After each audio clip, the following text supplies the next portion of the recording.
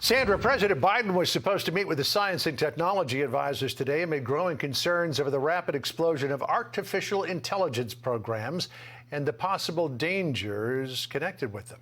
But that meeting has been rescheduled for next week. Meanwhile, China is moving full speed ahead to develop AI, pushing the envelope to compete with the United States. Joining us now is Republican presidential candidate Vivek Ramswamy to talk more about this. First of all, though, before we get into AI, you are a presidential candidate, one of only 3 declared on the Republican side. One of your fellow candidates indicted last night. Your response? So it would be convenient for many people running against Donald Trump if he were compromised or not in this race. But I'm speaking as an American when I say this is a national disaster. We should not want to live in a country, John, where the party in power uses police power to arrest its political opponents, and especially in a prosecution that's as politicized as this one. Alvin Bragg made a campaign promise to investigate Trump. This is a prosecutor delivering on a campaign promise, charging something as a felony through an untested legal theory, tying it to a federal law that he's not responsible for enforcing. That is an example of politicized persecution through prosecution. And the thing I fear as an American, this isn't even about defending Trump. This is about defending the principles of this country, because if they can do it to Trump, they can do it to anybody. And I think this is a dark day, dark moment in American history that I'm worried about. Do you think this helps or hurts his campaign? I don't know. I'm not a political analyst. I haven't even stopped to think about exactly even processing the political consequences of this yet. But on first principles, just speaking as an American, yes, we all want to run and occupy that White House. But we want to do it because we want to protect the principles on which this country was founded. And this is a step in the wrong direction. Let me switch gears and go over to AI, which I know is of great interest to you. You tweeted about it yesterday. You said, quote, "It's a mistake to play God with unfettered AI. And we've seen this movie before with gain-of-function research in the name of preventing global pandemics. Fauci et al. Created one." But here's the challenge. Just like last time, even if the U.S. curtails the problem, China won't. Tech CEOs, as we know, are urging a 6-month pause in AI. Do you expect that China would agree to that, or is China going to move full steam ahead? I think China is and will continue to move full steam ahead. And this is the Chinese model, right? Get the West to apply constraints to itself, say emissions caps when it comes to carbon emissions, without applying those same constraints to China.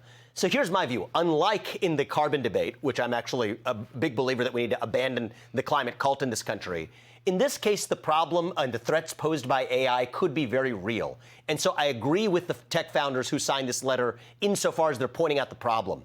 But I don't think the solution is for the United States to take any steps unless China and others are really marching to that same beat, borrowing from the framework, say, of nuclear arms non-proliferation treaties and the compliance measures that go with it. But I do think there are some real risks that we will have to grapple with. But the right answer is not for the United States to do it when China is unwilling to do the same. One of the big things that you have been fighting against in your personal life, and I know it's a central plank of your presidential campaign, is wokeism. I mean, you literally wrote the book on it. There's the book, Woke Inc.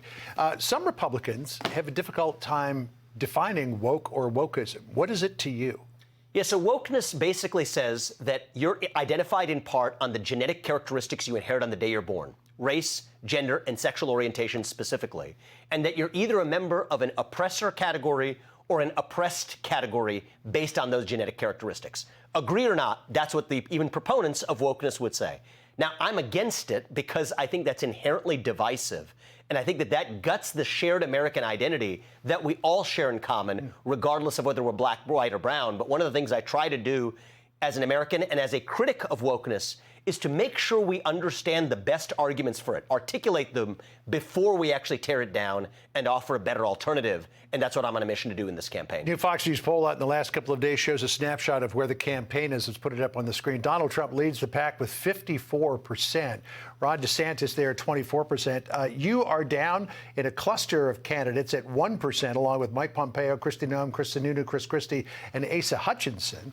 All people who are much better known than you are. What are you going to try to do to break out? I mean, you did increase from asterisk to 1%. Yep, and I think in another poll at the Quinnipiac one, we were at 2%, so we started at 0 and we're working our way to 1 to 2. Look, I'm about exactly where Trump was when he came down that escalator in June of 2015. This is going to be a steady climb, but I think that pretty soon it's going to come down to, I think the Republican base's hunger for an outsider. And I think that's a correct hunger, because if you really want to dismantle big parts of the federal administrative state, that is a core part of my agenda, I think it's something that Trump was focused on, you need an outsider to do it. A career politician, a professional politician, cannot and will not get that job done. And so I think that by this fall, I'm looking at this being a race between the outsiders, the non-professional politicians. And I think any of this polling before the debate stage doesn't really matter. History will teach us that it's what happens after those first debates that things really begin to change. But my message for the country is, look, I'm going to take that Trump agenda even further to put America first and to do it from a strong moral foundation as Reagan did to help us rediscover our shared national identity. That's why I'm in this campaign. I don't know what the criteria for qualification for the debate is, but that'll be a big target is for you to be on that debate stage. Yeah, we fully expect to be on that, and I'm looking forward to it. I think it'll be good for our party and good for the country. Vivek, good to have you on. Good to see you. Appreciate it. Thank you, John. All right, good luck. I'm Steve Ducey. I'm Brian Kilmeade. And I'm Ainsley Earhart. And click here to subscribe to the Fox News YouTube page to catch our hottest interviews and most compelling analysis.